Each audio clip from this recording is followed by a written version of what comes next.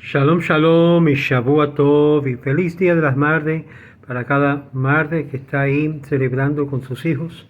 Queremos continuar lo que es el estudio de los repasos del libro El Ser Judío. Estamos mirando ciertos fundamentos que establece el capítulo 1 del libro El Ser Judío, y una cosa es importante de entender: que cualquier hombre que mira a Dios en incredulidad es tentado de establecer el hombre como el objeto de su creencia. Este punto de vista humano es de que toda criatura lo sabe todo, es sujeto a ninguna ley y rige por ello mismo lo que promulga que es digno. La adoración en general, la adoración de algo especial en el hombre particular, es la altura de la idolatría, cuando ponen al hombre ante de Dios. Si el hombre estaba en sí concedido con el don de la inteligencia, las capacidades espirituales, en un nivel muy sofisticado de todas las criaturas de Dios, pero es el objeto más sofisticado y es la forma más sofisticada de la idolatría que vemos en el día de hoy.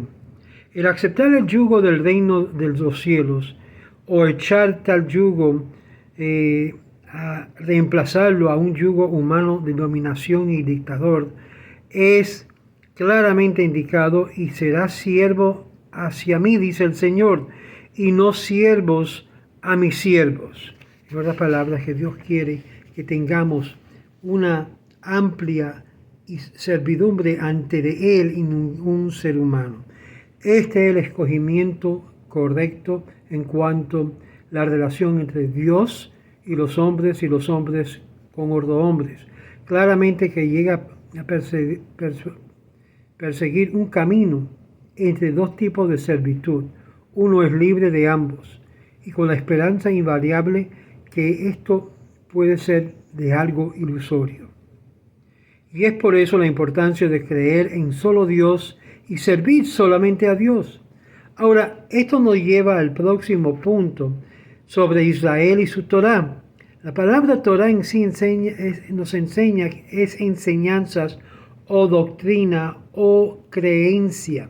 La fe judía no para con la idea de que Dios creó los cielos y la tierra, como vimos en el Salmo 8, sino comienza ahí, continúa con el reconocimiento que yo soy el Señor vuestro Dios, que te he sacado de la tierra de Egipto.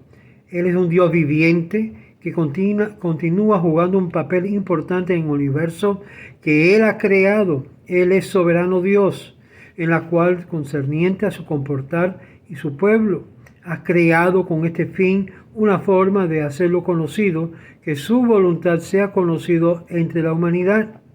Es solamente en esta idea que los caminos inescrutables del Eterno, y continúa a juzgar el comportar de todos los hombres, dándole galardones y castigos en cualquiera de los dos mundos, sea este espiritual o el mundo por venir. El judaísmo insiste que no hay distinción práctica entre uno que niega la existencia de Dios y uno que admite la existencia de Dios cuando tiene que ver en relación a la creación, pero niega de que Dios de ninguna forma tiene que ver con este mundo, como si fuera aparte, totalmente distinto. La distinción entre tal punto de vista es solamente académico y no hay diferencia en implicación a la vida humana. En cualquier de los casos, no hay forma que empuje el razonamiento para adorarlo a Él y seguirlo solamente a Él. Como parte central de la creencia en el Dios viviente y la creencia judía en que de alguna forma fue creado espiritualmente, que comunica su voluntad y sus mandamientos a sus criaturas, que ha concedido lo que es la libre voluntad, el libre albedrío, pero que es llamado a ser siervos obedientes a Él. Esta esencia del judaísmo descansa sobre aceptar el evento histórico espiritual en la cual nuestros ancestros participaron como un grupo, y sobre la aceptancia y la revelación espiritual subsecuente de los profetas de Israel. En este sentido histórico, los eventos que se refiere es a la promulgación de los 10 mandamientos desde Sinaí, 7 semanas siguiendo después del éxodo de Egipto. Los hijos de Israel en sí recibieron lo que es la Torá, los mandamientos, las palabras de Dios. Dios y su voluntad fue manifestado en la Torá escrito por Moisés bajo la profecía divina durante 40 años de periodo después del Éxodo. Al lado de esto, al lado por lado de los 5 libros de Moisés, el Pentateuco, creemos que la voluntad de Dios fue manifestado en la tradición oral o en la ley oral, la cual es la fuente de Sinaí revelado a Moisés y oralmente enseñado por él a las cabecillas religiosas de Israel. Vemos acá dos cosas. La ley escrita, que en sí mismo alude a las instrucciones oral. Esta ley oral, la cual clarifica y provee los detalles de muchos de los mandamientos contenidos en la ley escrita, por la cual fue transmitido de generación en generación hasta finalmente fue escrito en el segundo siglo para llegar a ser la piedra angular sobre la cual el Talmud fue edificado. Ahora, hay muchos no tradicionalistas en cuanto a la Torá y ven que el escrito inspirado de los grandes hombres y recordado con un intento de alcanzar a Dios. Sin embargo, según este punto de vista, no hay nada menos que un intento del hombre tratando de alcanzar a Dios. Sin embargo, este punto de vista no es nada eterno sobre la Torá y nada divino sobre ella. Esto lo creen muchos de los otros grupos de denominación del judaísmo, pero no la ortodoxa. Es también tema de error entre los hombres que los grandes hombres eran capaces de hacer, como si fuera el caso, en el sentido autorativo, la guía de comportar, así como incorpora lo que es la verdad y diciendo que la ética, por ejemplo, de Aristóteles o Kant o Spinoza valen igualmente, y no es así.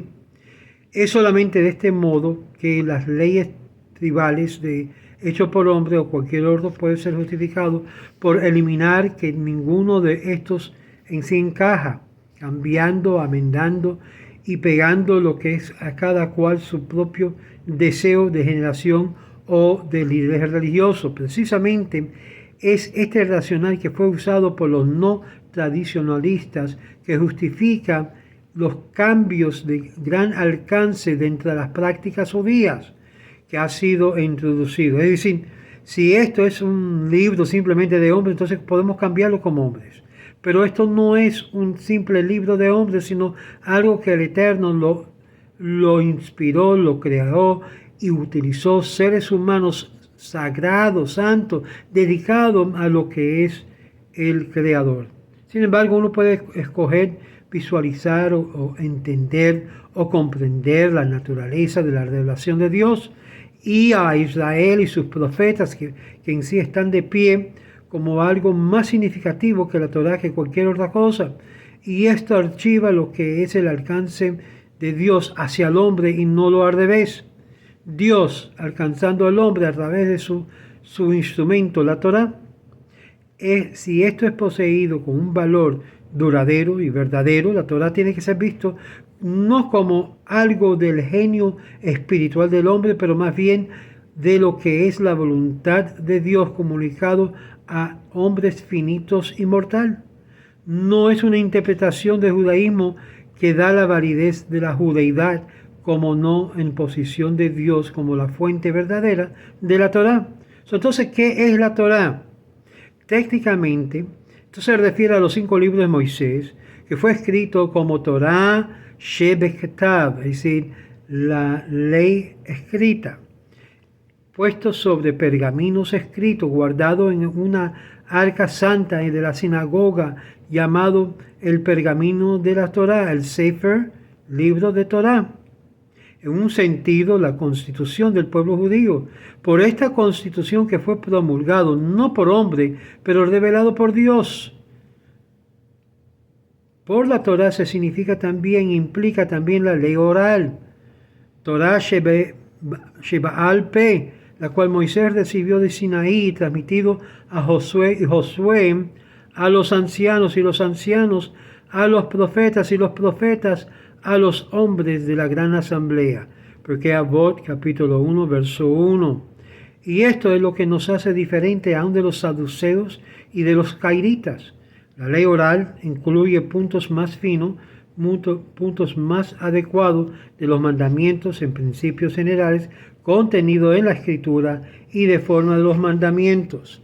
Y de esta forma obra el sábado, la cual constituye el aseo. La ley oral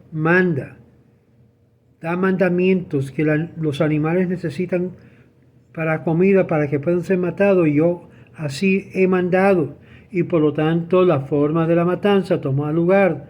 ¿Cuáles son las regulaciones que gobiernan la matanza? Pues la ley de la Torah no lo dice, no lo indica, pero sí la explicación de cómo hacer la matanza está explicado en la ley oral. Esta es la razón por la cual ambos son necesarios de entender.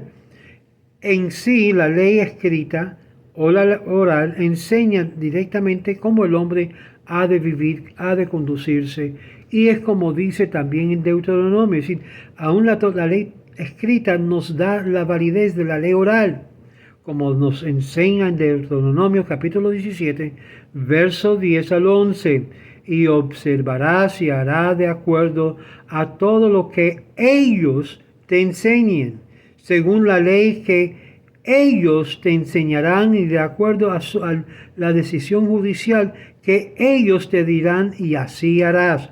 Deuteronomio capítulo 10, verso 10 al 11. Y es por eso que si alguien totalmente niega la ley oral, niega la Torah a la misma vez. Si una persona niega la Torah escrita, niega también la ley oral, porque en la ley escrita está la ley oral. Y en la ley oral está mencionado todos los mandamientos de la ley escrita. La Torah incorpora lo que es la fe judía y contiene los términos del pacto con Dios. Esto, amigos, hace el judío un judío. Si el judío rechaza parte de la ley, digamos oral, lo que ellos llaman la ley de los rabinos, automáticamente rechazan toda la ley. Es por eso, esta es la razón por la cual si un converso rechaza lo que es el yugo de la ley oral, también rechaza todo el judaísmo y todo lo que tiene que ver con este pacto que Dios hizo con el pueblo de Israel. Para ser aceptado como parte del pueblo de Israel, tienes que aceptar ambos, la ley escrita como la ley oral. Y esto es no negociable, no se puede negociar con este punto. Se acepta el judaísmo, acepta ambos, la ley oral y la ley escrita. Y es por eso que nosotros le hacemos la pregunta antes que la persona baja a la mikvah, y le hacemos la pregunta: ¿usted acepta sobre sus hombros el yugo de la Torah, ambos escrita y oral? Y si te dicen sí, hay que aceptarlo. Si te dicen no, hay que rechazar el candidato que niega lo que es nuestra Torah, porque llega a ser en sí el fundamento básico de lo que es el judaísmo. En el próximo video vamos a ver lo que es halajá. Es en sí el camino de lo que es la judeidad o el judaísmo. No se pierde. Estos son solamente repasos de temas que hemos estudiado ya anteriormente en detalles. Espero que esto le ayude para entender por qué, si una persona rechaza la ley oral, también está rechazando la ley escrita. Shalom, shalom.